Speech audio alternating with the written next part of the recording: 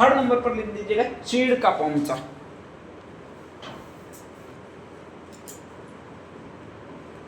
चीड़ का पोंचा, इसमें लिख दीजिएगा यह हाड़ौती का सर्वाधिक प्रसिद्ध है।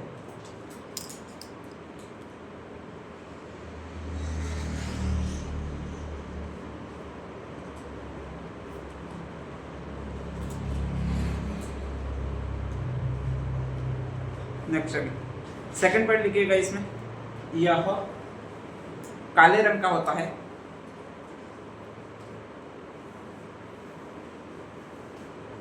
तथा विधवा महिलाओं द्वारा पहना जाता है। हाँ भाई बताइए है क्या क्या, वो सारे बता देता हूँ। तो राजस्थान में हस्तशिल्प पढ़ रहे हैं, ठीक है। अब पहली बात यह है कि राजस्थान में जब भी आप हस्तशिल्प पढ़ोगे तो स्वाभाविक है सबसे पहले वस्त्र ही आएंगे, और वस्त्रों को निर्मित करने की एक फिक्स विधि थी। हर काम भारत में अलग अलग लोगों को अलग अलग हिस्से में बांटा गया था। सबसे पहले आपको कोई भी वस्त्र बनाना है तो उसके लिए स्वाभाविक है कि कपास लेनी पड़ेगी, उगानी पड़ेगी। इसके बाद जब कपास के फूल खिलेंगे तो स्पेशली कहा जाता है कि उससे बीज अलग करने पड़ेंगे, ठीक है। और इसी बीज अलग करने की क्रिया को या तो पिंजाई कहते थे या फिर आपके ओटाई कहते थे, ध्यान रख लीजिएगा। पहला शब्द आता है वो ये आता है, नाम कौन सा भी आपके, पिंजाई। और उसके लिए हमारे यहाँ पर बाकायदा एक जाति थी, पूरा जाति सिस्टम था, ध्यान रख लीजिएगा, ठीक है। और उनको अपन कहते थे पेजारे। अपने डूंगरपुर में पेजारे किधर रहते हैं? अरे पेजारे नाम सुना है कि नहीं सुना है, पूछ रहा हूँ, नहीं सुना होगा, तुम सारे नए छोरे हो, ठीक है, ध्यान रख लीजिएगा। बहुत बाद में तुम जन्मे हो, ऐसा लगता है ये सारी जातियां तब तक खत्म हो गई है तब तुम जाके जन्मे हो, तुम्हें पहले जन्म लेना चाहिए था थोड़ा। तो पहली जाति है जिसको कहा जाता है पिंजाई कहा जाता है या पिंजारे कहा जाता है स्पेशली। और ये पिंजारे डूंगरपुर में घाटी में रहते हैं, सारे पिंजारे ही होते हैं। डूंगरपुर में जो भी आपके घाटी में मुसलमान है उनको कहा जाता है नंदाफ या फिर दुनिया मुसलमान। कबीरदास जी भी थे, वो यही मुसलमान थे। कौन से थे? दुनिया मुसलमान। लालू आपके दादू दयाल जी वो भी यही थे। कौन से मुसलमान थे भाई आपके? दुनिया मुसलमान। और इन मुसलमानों का एक ही काम होता है पिंजाई करना। पिंजाई करना का मतलब रुई में से बीज है वो अलग निकालना, ठीक है। आसान प्रोसेस होती है, ध्यान रख लीजिएगा कि कांटेदार एक छड़ी ली जाती है, रुई होती है, उस पर मारी जाती है बार बार। जितना भी कांटे होते हैं उनमें रेगुलर रुई होती है, वो घुसती जाती है, ठीक है। उसको साफ कर दिया जाता है, लास्ट में बीज केवल रह जाते हैं, ठीक है। थोड़ा मेहनत का काम है लेकिन फिर भी एंटरटेनमेंट वाला काम है। जैसे तकियों के साथ आप खेलते हो वैसे वैसे उसके साथ भी खेला कीजिए, थोड़ी ओटाई हो जाएगी। और इसी को कहा जाता है पिंजाई क्रिया। तो सबसे पहले रुई को अलग करना, उसको पिंजाई कहा जाता है, ठीक है, ध्यान रख लीजिएगा। अब नेक्स्ट आगे रुई अलग हो जाएगी तो उसको छोटे छोटे आपके दोरों के रूप में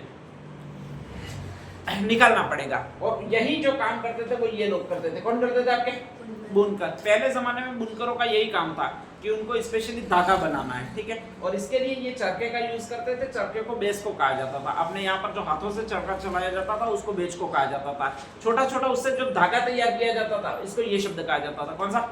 वेणु, ठीक है। ये बेच को क्या आया हुआ है पहले ध्यान रख लीजिएगा। तो स्पेशली बेच को है वो चरखे का आधुनिक यानी पुराना नाम है। और ये बुनकर जो जाति होती थी उसका एक ही काम था धागे की बुनाई करना। जैसे ही धागे की बुनाई हो जाती थी इसके बाद उससे वस्त्र तैयार किया जाता था।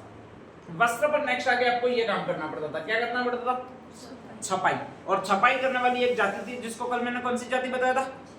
छिपा। कौन सी जाति? छिपा। अपने यहाँ पर दर्जी होते हैं, उत्तर राजस्थान में छिपा होते हैं। हनुमानगढ़ गंगानगर में जाओगे तो कहीं भी दर्जी मिलेंगे ही नहीं, यही लोग मिलेंगे छिपा, ध्यान रख लीजिएगा। तो ऐसी कंडीशन में वो दर्जियों की किस्में लेकिन छपाई का काम कर देती, ठीक है। ज्यादातर ये लोग छपाई का काम कर देते। अब छपाई का काम करेंगे तो स्वाभाविक है अलग अलग कैटेगरीज के वस्त्रों का निर्माण करेंगे, ठीक है। कोई लुगड़ा बनाएगा, कोई ठेपाड़ा बनाएगा, ऐसे ही पहले वस्त्र थे। पहले ये शर्ट पैंट वगैरह बनते ही नहीं थे भारत में, ध्यान रख लीजिएगा। आपके जो भी वस्त्र बनते थे, जो पारंपरिक वस्त्र अपन पहनते हैं वही बनते थे। और उसमें ठेपाड़ा आता, जंगनाती था आपके, जिसको पागड़ी बोलते हो आप, ठीक है, उसको जंगनाती। ये कभी कभी फिर शब्द आएगा, नहीं तो पागड़ी इतना ही नहीं ध्यान रखना है, ठीक है। नेक्स्ट आगे जौड़ी वगैरह भी शब्द है तो वो भी ध्यान रखने कि भाई ये भी आ सकते हैं। अंगरखी बोलते उसको जौड़ी बोलते थे पहले, ध्यान रख लीजिएगा।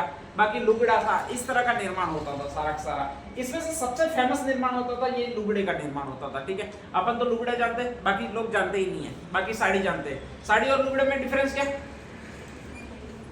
साड़ी लंबी होती है और लुगड़ा छोटा होता है, ये बोलते होते, ठीक है, ध्यान रख लीजिएगा। नेक्स्ट आगे कहा जाता है कि जो पारंपरिक अपनी पोशाक है और परिधान है वो लुगड़े से जाना जाता है, ठीक है। और सर्वाधिक लुगड़ा अगर किसी जगह का प्रसिद्ध रहा है तो पाटोदा का प्रसिद्ध है। सीकर है, सीकर में एक ठिकाना है जिसको लक्ष्मणगढ़ कहते हैं। वहीं से आपके गोविंद सिंह डोटासरा जी है, वो पहले वाले शिक्षा मंत्री चुनाव लड़ते थे और वहीं का एक लुगड़ा बहुत फेमस रहा है जिसको पाटोदा का लुगड़ा कहते हैं, ठीक है। विशेषता ये थी कि एक बार पहन लो, इसके बाद 5-7 दिन नहीं धो तो भी चलेगा। धोना रोज रोज धोना नहीं है, ठीक है। पहन लिया बदल दो, वापस पहन लो, वापस बदल दो वाला सिस्टम कर लो, कोई दिक्कत नहीं आएगी। तो ऐसा बहुत अच्छी क्वालिटी का लुगड़ा बनता था, वो पाटोदा का लुगड़ा। अभी भी बहुत शानदार क्वालिटी के जो लुगड़े आते हैं वो पाटोदा के ही होते हैं, ठीक है। सेकंड नंबर जो सूरत के आते हैं उनमें रंग निकल जाता वगैरह समस्या होती है, ध्यान रख लीजिएगा। नेक्स्ट आगे एक और चीज बनती थी जिसको आपके ये शब्द कहा जाता है। कौन सा शब्द कहा जाता है? पोंचा। पोंचा का मतलब वास्तव में होता है पीली साड़ी, ठीक है, या पीला लुगड़ा, उसको पोंचा कहा जाता है। जब भी नई प्रसूता होती थी, जिसके डिलीवरी हुई है, फर्स्ट में बच्चा हुआ है वगैरह, तो उसको हमेशा यही पहनाया जाता था, पीला पोंचा पहनाया जाता था। सकारात्मकता का प्रतीक था। बच्चे के साथ में दूसरे कलर होते हैं वो आसानी से एडजस्ट नहीं हो पाते, तो ऐसी कंडीशन में ये एडजस्ट होता था, ध्यान रख लीजिएगा। इसीलिए इसका निर्माण किया जाता था। तो ये पोंचा था वो नव प्रसूता के लिए था स्पेशली। और कहा जाता है कि ये पोंचा सर्वाधिक प्रसिद्ध बनाया जाता है वो आपके जयपुर साइड में बनाया जाता है। तो जयपुर पोंचा की बहुत बड़ी फैक्ट्रियां थी, या फिर ये कह सकते हो वहां पर पोंचा बहुत ज्यादा बनता था। एक और शानदार पोंचा ये है, ये नाम है, नाम कौन सा भी आपके? चीड़ का पोंचा, ठीक है, ध्यान रख लीजिएगा। मतलब ऐसा कलर जिससे आपको निकृष्टता का आभास हो, ध्यान रखिएगा, ठीक है। सारे अरमान खत्म कर दे ऐसा कलर स्पेशली, तो वो काला रंग है अपने। और सामान्यतः पहना जाता है वो आपकी स्त्रियों द्वारा पहना जाता है। कौन सी स्त्रियों द्वारा? विधवा महिलाओं द्वारा पहना जाता है, ठीक है। इसकी शुरुआत अपने यहाँ पर नहीं हुई है। विधवा महिला पहले अपने यहाँ वाली नहीं पहनती थी, ठीक है। हाड़ौती की जितनी भी विधवा महिलाएं थी वो इसी तरह का काले रंग का पोंचा पहनती थी, ध्यान रख लीजिएगा। अपन भी धीरे धीरे टच में आए, तो जितनी विधवाएं उन्होंने ये पहन लिया, तो इधर वाले लोगों ने भी पहन लिया धीरे धीरे। तो ये सर्वाधिक प्रसिद्ध है वो हाड़ौती में चीड़ का पोंचा, जो काले रंग का होता है और विधवा महिलाओं द्वारा पहना जाता है, ध्यान रख लीजिएगा, ठीक है। और उसी से अपने यहाँ पर भी क्रेज आया काले रंग के कपड़े पहनने का, वरना काले रंग के कपड़े अपन पहनते ही नहीं थे। किसी भी मौसम में उपयुक्त काले रंग के कपड़े हो ही नहीं सकते, ध्यान रख लीजिएगा, ठीक है। अब हमारी पैंट की तरफ नहीं देखना नहीं तो फिर दिक्कत है। हमारे पैंट का बेचारों को, आदमियों को कोई कलर ही नहीं मिलता। एक ही कलर भगवान ने हमको दिया और वो पैंट का कलर तो फिक्स दिया ब्लैक, और बाकी शर्ट तो आप जानते ही हो कोई भी सेट हो जाती है हमारे ऊपर, ध्यान रख लीजिएगा। तो ऐसे में कोई दिक्कत नहीं है, हम खूबसूरत ही इतने, ठीक है, ध्यान रख लीजिएगा। नेक्स्ट अगली जो चीज है वो आपकी एक और चीज कहलाती है, नाम कौन सा भी आपके? बंदेज है, अब ध्यान रख लीजिएगा। और बंदेज एक्चुअल में कहलाता क्या है? तो आपके जो आपने एक चुनरिया देखी होगी, अच्छा अभी चुनरिया वही आती है आपके स्पेशली, जैसे ही दुकान पर लेने जाओगे तो वो प्रेस की हुई चुनरिया नहीं देता है, बल्कि सलवटों वाली चुनरिया देता है। और जब तक सलवटों वाली चुनरिया नहीं दिखती है तब तक तुम्हें भी रिजल्ट नहीं आता है, ठीक है। वो ही लाओ, वही सलवटे एक विशेष प्रकार की है, वो लाओ, यूं कहते रहते हो, ध्यान रख लीजिएगा। तो ऐसी कंडीशन में वो जो चुनरिया जिनको जगह जगह से बांध दिया जाता है और बांधकर अलग से सलवटे तैयार की जाती है, उसी को आपके कहा जाता है, क्या कहा जाता है अभी आपके? बंदेज कहा जाता है, ठीक है। जब से ये तुम्हारे बंदेज आया तब से हमारे लिए भी ठीक है। कभी कभी शर्ट पर प्रेस नहीं की होती है, बोल देते कि बंदेज वाला हमारे, तो थोड़ा थोड़ा सा टंका रहता है, ध्यान रख लीजिएगा। हाईएस्ट बंदेज जो किया जाता है वो आपके एक जगह पर किया जाता है, कहाँ पर? जोधपुर में, ध्यान रख लीजिएगा, ठीक है। तो बंदेज का कार्य जितनी भी अभी चुनरिया तुम्हारी आती है बंदेज वाली, वो सारी जोधपुर से ही आती है स्पेशली, बाकी कहीं से नहीं आती है। और वहां पर सर्वाधिक एक तो जोधपुरी बंदेज में स्पेशली तुम्हारी चुनरिया, एक साफे होते हैं गुलाबी रंग के, वो बहुत ज्यादा मिलते हैं। और एक शानदार चीज अगर जोधपुर की और प्रसिद्ध है तो वो कोट पैंट है। इसीलिए एक प्रश्न आता है कि जोधपुरी बंदेज और कोट पैंट, या कोट पैंट और बंदेज के लिए कौन सा शहर प्रसिद्ध है? तो वो कौन सा शहर आपके? जोधपुर, ठीक है। ये जोधपुर कहलाता है, वो सन सिटी कहलाता है। अंग्रेज यहाँ पर घूमने आए, रेतीला प्रदेश है, अच्छी नगरी है, तो घूमने आए और उन्होंने यहाँ पर कोट पैंट का प्रचलन कर लिया। इससे पहले कोट पैंट पूरे राजस्थान में पहना नहीं जाता था। जोधपुर वाले बहुत एडवांस है, तो उन्होंने अंग्रेजों को देखकर सीखा और फिर कहा जाता है उन्होंने वहां पर बनाने स्टार्ट किए, और फिर कहा जाता है कि पूरे राजस्थान में ये प्रचलन में आया या फिर भारत में प्रचलन में आया, ठीक है, ध्यान रख लीजिएगा। नेक्स्ट आगे अगली जो चीज है वो अब महिलाओं पर आ जाते हैं, और महिलाओं की सबसे अच्छी चीज होती है वो यही होती है, नाम कौन सा? साड़ियाँ। ध्यान तो आई सी, अभी कहाँ से लाते? पवार वाले के यहाँ से। ये नहीं, अरे राजस्थान में कहाँ की फेमस है, ठीक है, ध्यान रख लीजिएगा। तो राजस्थान में वैसे साड़ियाँ बहुत ज्यादा अलग अलग टाइप की बनती है, लेकिन दो साड़ियाँ अभी राजस्थान की स्पेशल पोशाकों में बहुत ज्यादा फेमस है। एक तो कौन सा डोरिया है भैया आपके? कोटा डोरिया। और एक कौन सी साड़ी है आपके? मसूरिया साड़ियाँ। अपने राजस्थान की स्पेशल ब्रांड है वो कोटा डोरिया की साड़ियाँ है, ठीक है, ध्यान रख लीजिएगा। कोटा डोरिया ये कत्थई रंग के काले रंग के आते हैं, स्पेशली बिंदिया बनी हुई होती है ऊपर इस तरह से आपके। ये चल भी नहीं रहा, हाँ, ये ऐसे ऐसे ऐसे ऐसे बिंदिया बनी हुई होती है, उसको कोटा डोरिया की साड़ियाँ कहते हैं। नहीं, उससे भी छोटी बिंदिया बनी हुई होती है, ठीक है। फेमस है वो, उसकी डिजाइन है, उसका जीआई टैग हो चुका है। बाकी पूरे भारत में ऐसी बिंदिया और कोई साड़ी बनाकर बेच ही नहीं सकता, ध्यान रख लीजिएगा। तो जो भी आपके बिंदिया वाली साड़ियाँ हैं वो आपके यही कहलाती है। कौन सी कहलाती है भाई? आपके कोटा डोरिया की साड़ियाँ कहलाती है, ठीक है। मसूरिया साड़ियाँ अपने यहाँ पर नहीं है, ध्यान रख लीजिएगा। ये एक्चुअल में हैदराबाद की है। हैदराबाद में एक मुसलमान परिवार था जिसका नाम कहा जाता है जैनब मसूरिया, ध्यान रख लीजिएगा। मोहम्मद मसूरिया उसका भाई था। कहा जाता है कि हैदराबाद में रहते थे, और हैदराबाद में रहते थे तो वहां पर कहा जाता है कि अब कपड़ों का बिजनेस करते थे। अब जब कपड़ों का बिजनेस करते थे, किसी तरह से वो बिजनेस वहां पर चला नहीं। अब वो यहाँ पर कालांतर में आकर बस जाते हैं, वो कोटा में आकर बस जाते हैं, और वही बिजनेस यहाँ पर ले आते हैं। और जब यहाँ पर ले आ जाते हैं तो यहाँ पर ये पूरी नई डिजाइन मिल जाती है, और नई डिजाइन मिल जाती है तो उसको एक साड़ियों के नाम से बेचते हैं। कौन सी साड़ियों के नाम से बेचेंगे? मसूरिया साड़ियों के नाम से बेचेंगे। तो मसूरिया अपने यहाँ की नहीं है, बल्कि है वास्तव में कहाँ की है?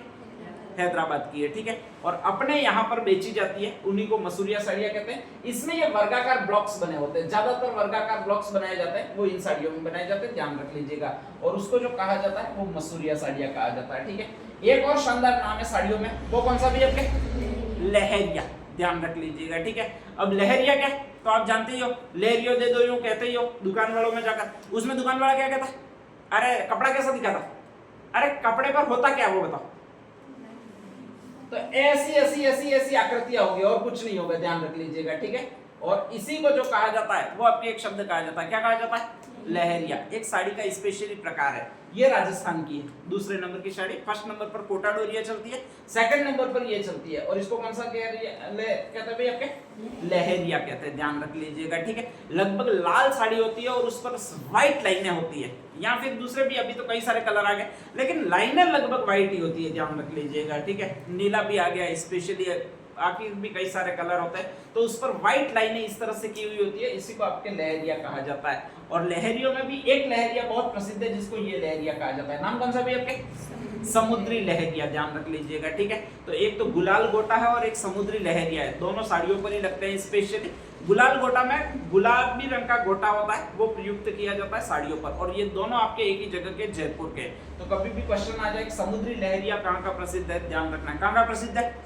जयपुर स्पेशली, ठीक है। कोटा डोरिया की साड़ियाँ कहाँ की प्रसिद्ध है? कोटा, ठीक है। और ये मसूरिया साड़ियाँ वहां पर एक जगह कैथून, ध्यान रख लीजिएगा, कोटा में, वहीं की स्पेशली ये प्रसिद्ध है। नेक्स्ट है, जब भी ये लहरिया इस तरह से काटा हुआ जाए, ये इस तरह काट के आए आपके, स्पेशली कुछ कुछ साड़ियाँ आपने देखी होगी, इसी को एक शब्द कहा जाता है, और वो कौन सा शब्द कहा जाता है भाई? आपके मुकेश साड़ियाँ, ठीक है, ध्यान रख लीजिएगा। तो कभी भी आ जाए मुकेश क्या है तो पड़ोसी नहीं है, बल्कि ये साड़ियों का एक प्रकार है, उसमें भी लहरिया जो है वो डबल बार कटती है, उसी को मुकेश साड़ियाँ कहा जाता है, ध्यान रख लीजिएगा। अगली जो चीज आती है वो आपके एक और चीज है जिसको आपकी ये कहा जाता है गोटा किनारी या गोटा, ठीक है। गोटा का मतलब खाने वाला नहीं, पहली बात तो ये ध्यान रखनी है, नहीं तो लस्सी के साथ तो कहाँ खाते हो, किसके साथ खाते हो? कड़ी के साथ खाते हो, वेरी गुड, पता तो है कम से कम। तो नेक्स्ट आगे वो गोटा नहीं है, ध्यान रख लीजिएगा। गोटा का मतलब होता है बॉर्डर, ठीक है। तो साड़ी का जो भी बॉर्डर लगेगा वो यही कहलाएगा, क्या कहलाएगा भाई? आपके गोटा, ध्यान रख लीजिएगा, ठीक है। गोटा का मतलब गोटना, साड़ी का जो बॉर्डर है उसको गोट देना ताकि वो फटे नहीं, तो उसी को गोटा करना कहते हैं, ध्यान रख लीजिएगा। अब जब गोट दिया है स्पेशली तो कहा जाता है कि उसके कुछ नाम दिए गए, और उसमें से पहला नाम है लप्पा, दूसरा कौन सा? लप्पी, तीसरा किरण, और चौथा नाम है वो बागड़ी है, ठीक है। तीनों चारों नाम है वो अलग अलग मिलेंगे। जो लप्पा होता है वो बहुत कम, एक आध अंगुली का आपके वो होता है, बॉर्डर होता है, उसको लप्पा कहते हैं। ये लप्पी होता है, वो 4 अंगुलियों का बॉर्डर होता है, उसको लप्पी कहते हैं, ठीक है। किरण में और ये आपके पारदर्शी एकदम बॉर्डर होता है, उसको किरण कहते हैं। एक और शब्द मिला है, ये कौन सा भी आपके? बागड़ी। इसमें स्पेशली कांच वगैरह की जड़ाई भी की जाती है, तो उसको क्या कहेंगे? आपके बागड़ी कहेंगे, ठीक है, ध्यान रख लीजिएगा। एक डबल बॉर्डर और होता है, डबल बॉर्डर का मतलब ये इस तरह से झालर बुनी हो ऐसी बुनी होती है टोटल, ध्यान रख लीजिएगा, ठीक है। और एक इस तरफ से आता है, तो डबल बॉर्डर जब भी लगाया जाता है तो ये कहलाता है, नाम कौन सा भी आपके? बीजिया। तो ये सारे साड़ी के बॉर्डर के प्रकार है, 4 याद रखने। कौन कौन से 4 याद रखने? लप्पा, लप्पी, किरण और बागड़ी, ठीक है, ध्यान रख लीजिएगा। जब बॉर्डर लग जाएंगे इसके बाद और साड़ी को सजाना है तो उस पर कशीदाकारी करनी पड़ती है, क्या करनी पड़ती है? कशीदाकारी। अच्छा, कशीदाकारी कहते हैं किसको? साड़ी थी, कलर छपाई वगैरह सारी हो गई, इसके बाद में कहा जाता है कि उस पर बॉर्डर भी हमने बना दिया, अब साड़ी को और अधिक आकृष्ट बनाना है तो उस पर कशीदाकारी करनी पड़ेगी। कशीदाकारी कहेंगे किसको? अरे मैं साड़ी को ये आकर्षित बनाना चाह रहा हूं, फटाफट बताओ, नहीं तो पता कैसे लगेगा?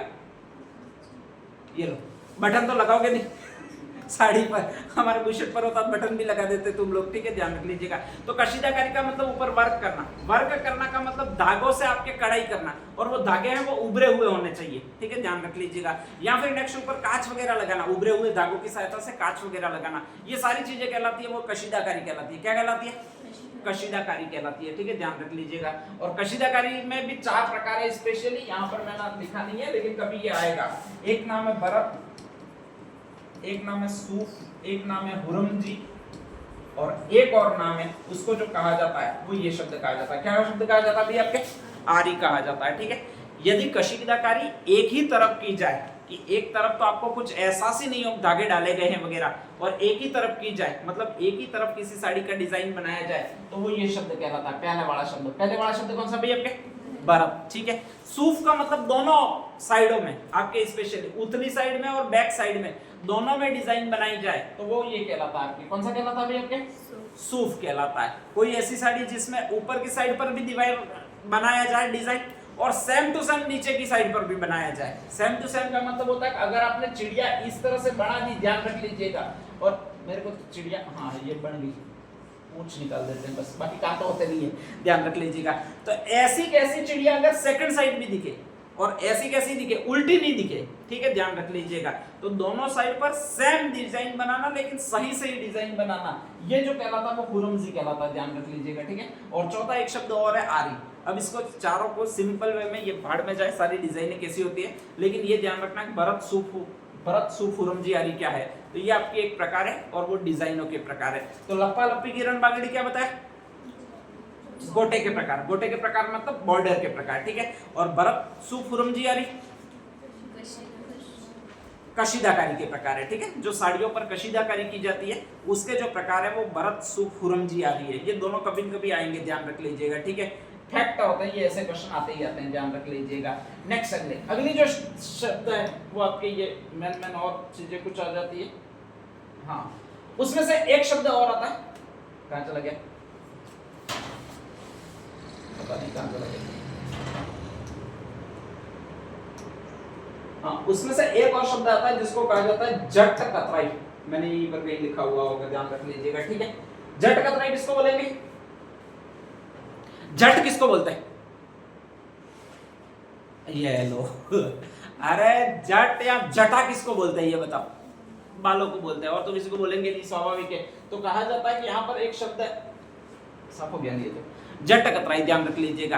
तो कहा जाता है कि आपके स्पेशली जट का मतलब यहाँ आपके जटा होता है वो बालों को बोलते हैं। तो जट कतराई का मतलब होता है बालों को साफ करना, ठीक है। जब भी कोई ऊंट होता है उसके बालों को साफ किया जाता है, यानी पूरे बालों को खत्म किया जाता है, तो उसी को एक शब्द बोला जाता है। कौन सा शब्द बोला जाएगा भैया? आपके जट कतराई बोला जाएगा, ठीक है, ध्यान रख लीजिएगा। अब नेक्स्ट आगे, ऊंट के बालों को साफ करेंगे तो उससे करेंगे क्या? तो स्पेशली ऊनी जितने भी वस्त्र है, या तो आपके खरगोश से बनाए जाते हैं तो वो फनेल या वगैरह कुछ कहलाता है, ध्यान रख लीजिएगा, या फर कहलाती है। उसकी जो ऊन होती है वो बहुत मुलायम ऊन होती है, हाईएस्ट पैसों में बिकती है वो, वही फर बिकती है, ठीक है, ध्यान रख लीजिएगा। जिसमें खरगोश की ऊन होती है वो सबसे ज्यादा महंगी होती है, ध्यान रख लीजिएगा।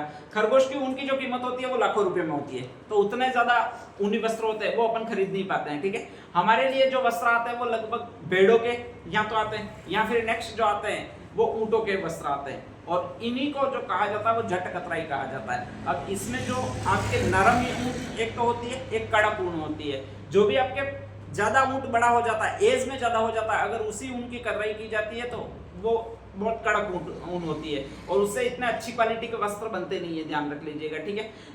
अच्छी क्वालिटी के वस्त्र बनते हैं वो छोटे जो ऊंटों का बच्चा होता है उसकी अगर ऊन की कतराई की जाए तो उससे बहुत अच्छे बनते हैं, ध्यान रख लीजिएगा। और उसी को कहा जाता है वो टोरडी कहा जाता है। क्या कहा जाता है? टोरडी। टोरडी किसे कहते हैं ये पूछता है अक्सर, तो वो कहलाता है ऊंट का बच्चा। क्या कहलाएगा भैया? आपके ऊंट का बच्चा, जिसको टोरडी कहा जाता है, ठीक है, ध्यान रख लीजिएगा। और उससे जो ऊंटों की छोटे बच्चे से जो आपके ऊन उतरेगी उसको बाखड़ कहा जाता है। क्या कहा जाएगा? बाखल, ध्यान रख लीजिएगा, ठीक है। तो ये कुछ कुछ पॉइंट्स है वो अनिवार्य ध्यान रख लीजिएगा कि इसमें होता क्या क्या है, नहीं तो फिर दिक्कत रहेगी कि ये याद नहीं रहेंगे, ठीक है। तो नेक्स्ट साइड डाल दीजिएगा। लास्ट कहाँ तक डाला था अपन ने?